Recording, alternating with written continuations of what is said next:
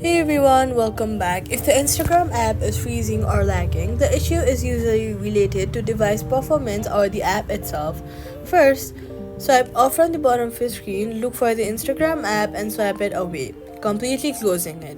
Then reopen it. After that, restart your phone to clear background processes and refresh system memory.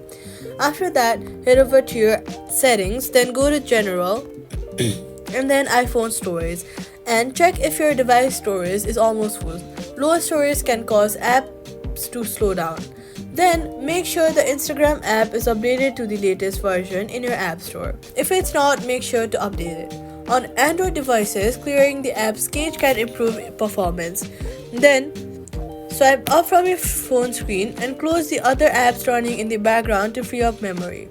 If the app continues to lag, long press on the Instagram app icon, remove app, then delete the app. After deleting it, App Store, search for Instagram and reinstall it from there. Keeping both your app and phone software updated can also prevent future freezing issues, and that's it.